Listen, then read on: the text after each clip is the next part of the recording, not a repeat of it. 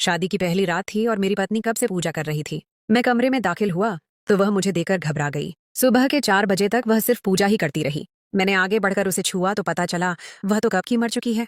लेकिन फिर मैं एक खुशहाल परिवार का इकलौता बेटा था। मेरा नाम रघु था।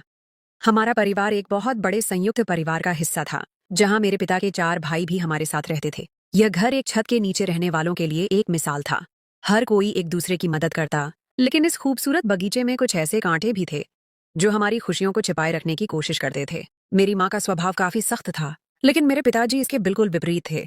वह माँ को हमेशा रानी की तरह रखते थे। शायद इसीलिए मेरी माँ आज भी बहुत खूबसूरत और जवान दिखाई देती हैं। मैंने भी हमेशा सोचा था कि मैं अपनी पत्नी को इसी तरह प्यार और सम्मान दूंगा, भले ही लोग मुझे जोरू का गुलाम ही क्यों न कहें।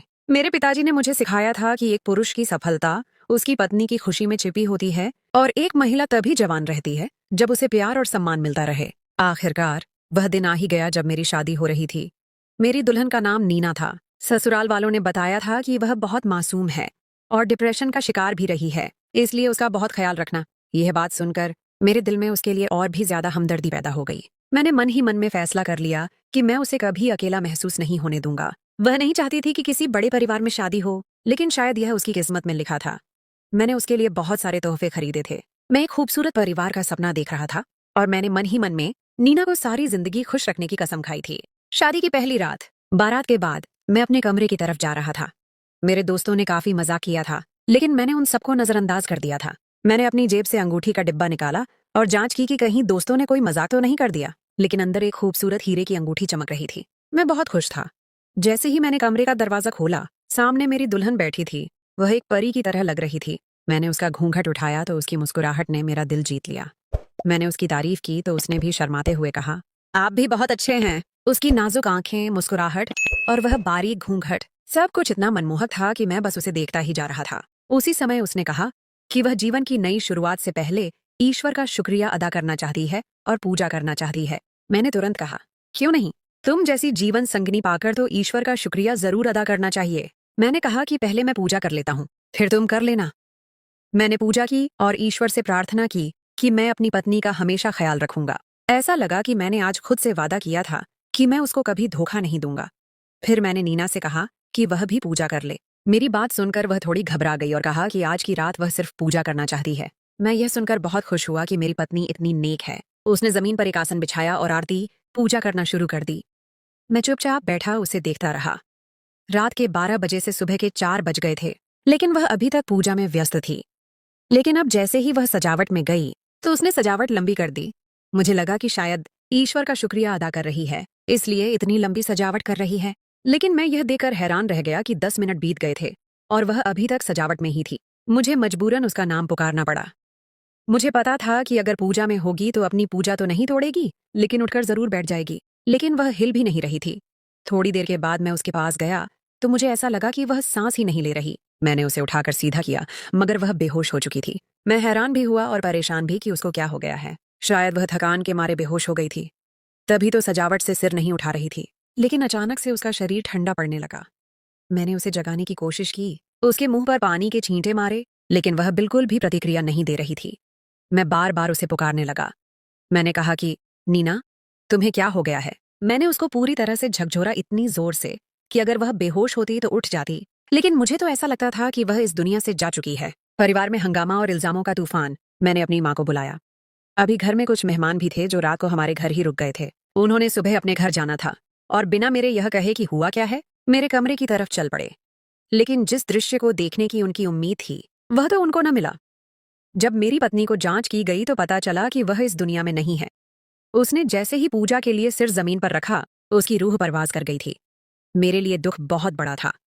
मैं इसके लिए तैयार नहीं था। मुझे समझ नहीं आ रहा था कि क्या हो रहा है। सबने यह बात कहना शुरू कर दिया कि दुल्हन तो मर गई है। माँ ने कहा कि तुमने क्या किया इसके साथ। यहाँ पर मेरी चाची ने मौके का फायदा उठाया। वह मुझसे हमेशा ही नाराज रहती थीं, क्योंकि मैंने उनकी बेटी के साथ शादी नहीं की थी। इसलिए उन्होंने यह कहना शुरू कर दिया कि मैंने उसके साथ कुछ गलत किया है, तभी वह इस दुनिया से चली गई है।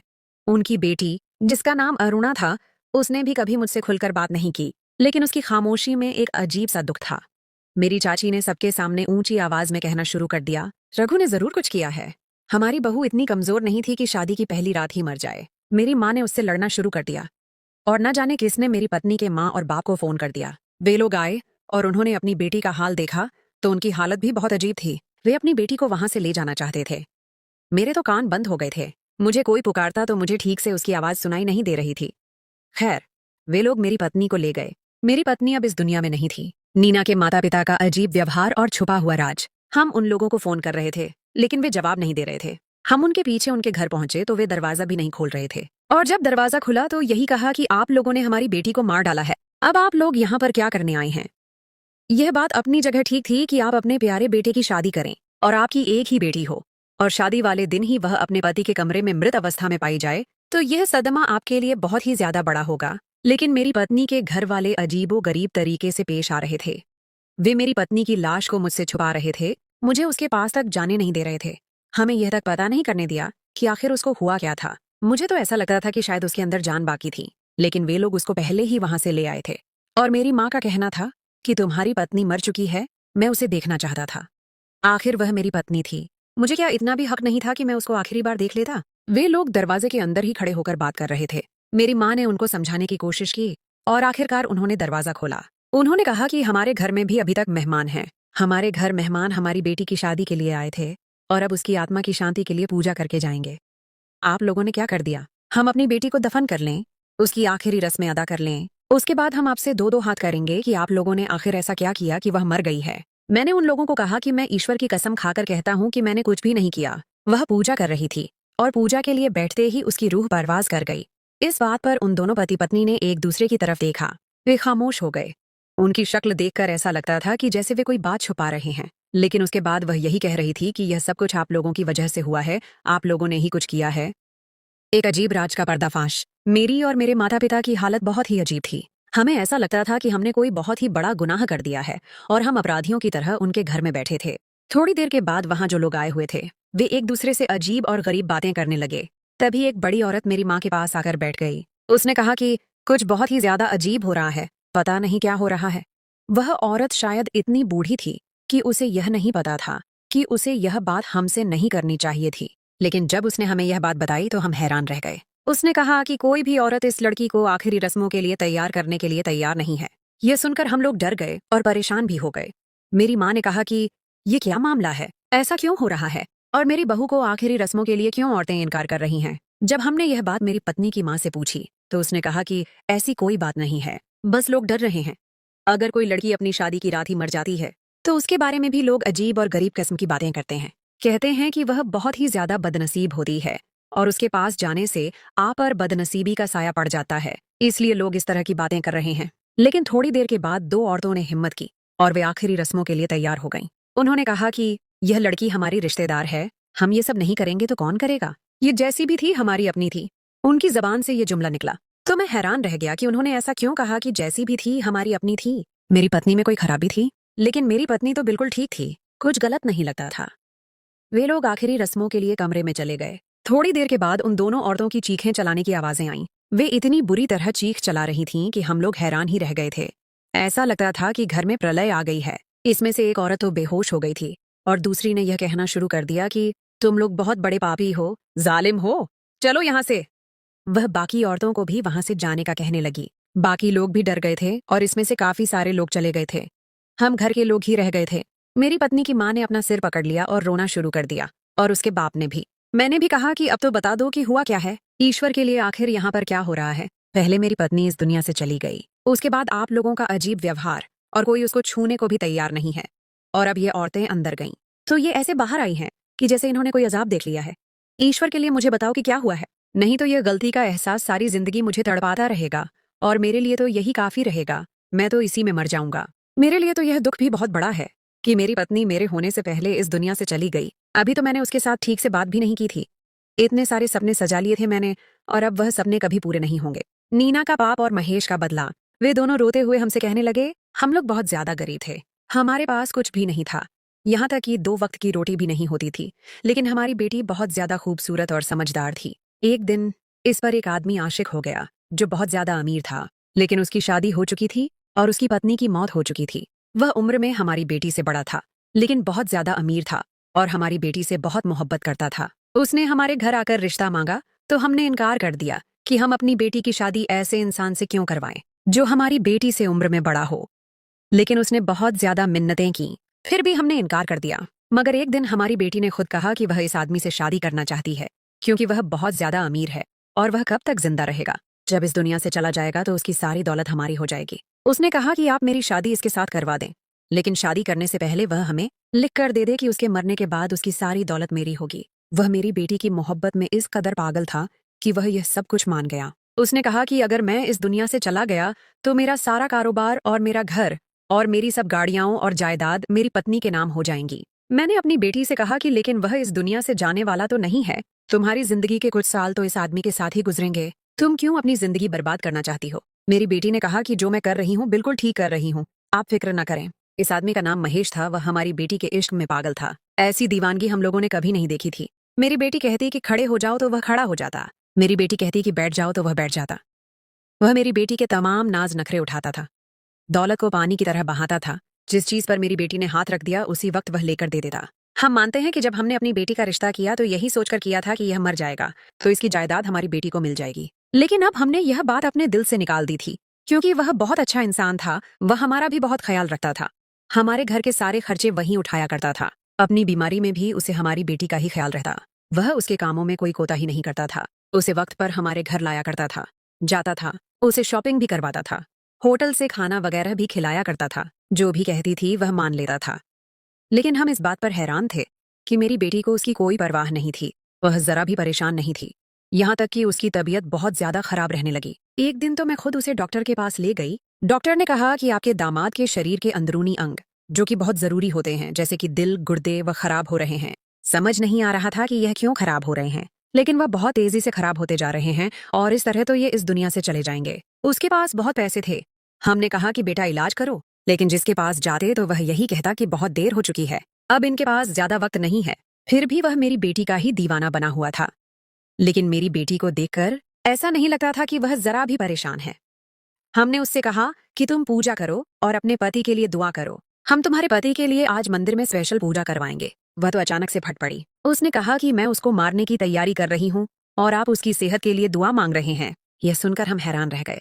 उसने कहा कि मैं अपने पति को धीरे धीरे झार स्लो पॉइजन दे रही हूँ ताकि वह बीमार होकर इस दुनिया से चला जाए, तब सारी दौलत मेरी हो जाएगी। हम लोग हैरान रह गए और नीना के पिता ने उस पर सख्ती से डांटा। नीना, ये तुम क्या कर रही हो? नीना ने कहा, लेकिन वह एक बूढ़ा आदमी है, मैं उसके साथ अपनी सारी जिंदगी तो नहीं गुजार सकती। मैंने पता नहीं कि यह 1 साल किस तरह गुजारे हैं। आप लोग चाहते हैं कि मैं अपनी सारी जिंदगी एक बूढ़े आदमी के साथ गुजार दूं? हम अपनी बेटी को यह समझाने की कोशिश कर रहे थे कि वह जैसा भी है लेकिन तुमसे बहुत मोहब्बत करता है, और वह तो उस मुकाम पर पहुंच गई थी कि जहां पर वह हमारी कोई भी बात समझने को तैयार नहीं थी। और बदकिस्मती यह कि महेश ने हमारी बात सुन ली थी। उस बेचारे ने शायद यह 1-2 महीने बाद मरना था, लेकिन वह तो उसी वक्त इस दुनिया से चला गया। उसे दिल का दौरा पड़ा था और जाते जाते उसने इतना ही कहा था कि तुमने मेरे साथ अच्छा नहीं किया, मैंने तुमसे इतनी मोहब्बत की है, बदले में तुमने मुझसे इतनी ज्यादा नफरत की, अब ईश्वर ही इंसाफ करेगा। लेकिन हमारी बेटी को कोई परवाह नहीं थी। उसने समय पूरा किया और 6 महीने बाद तुम्हारे साथ शादी कर ली।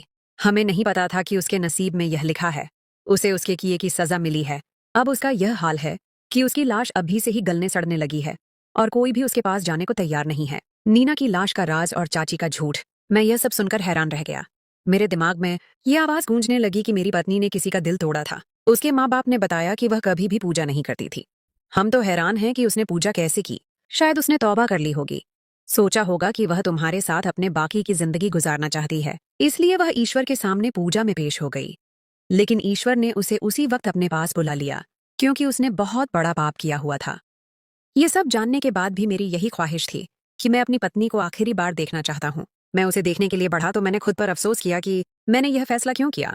मुझे उसे नहीं देखना चाहिए था क्योंकि उसकी वह सूरत मेरी आंखों में बस गई थी और मैंने एक लम्हे के लिए भी खुद को माफ नहीं किया। उसका इंसाफ तो जैसे इसी दुनिया में हो गया। वह तो सबके लिए इबरत का निशान बन चुकी थी। उसके माँ बाप दुखी थे। उनका कहना था कि वह इंसान बहुत अच्छा इंसान था। हमने उसे कबूल कर लिया था, लेकिन हमारी बेटी ने उसके साथ अच्छा नहीं किया। कभी कभी सोचता हूँ कि मेरी पत्नी भी अपनी जगह पर ठीक थी। उसका भी कोई मकसद था। वह क्यों अपनी जिंदगी या किसी ऐसे इंसान के साथ गुजारती जिसको पसंद ही नहीं करती थी। लेकिन उसे उस इंसान की जान नहीं लेनी चाहिए थी। हमारी पत्नी के साथ जो कुछ हुआ उस पर मुझे अफसोस है। मैंने तो उसे अपनी पत्नी माना था, उसे अपने रिश्ते में कबूल किया था। मुझे उसकी बुराई के बारे में पता नहीं था। शायद वह भी सब कुछ भुलाकर एक अच्छी इंसान बनना चाहती थी, लेकिन जो पाप वह कर बैठी थी उसे उसकी सजा इसी दुनिया में मिल गई थी। अब मैं यहाँ से कहानी को और लंबा करता हूँ और इसमें एक और बड़ा मोड़ लाता हूँ। ये सब सुनने के बाद मैं बहुत परेशान था, लेकिन एक हिस्सा मेरे दिल में इस बात को मानने के लिए तैयार नहीं था। नीना ने मुझे देखकर जो मुस्कुराहट दी थी वह एक मासूम लड़की की थी।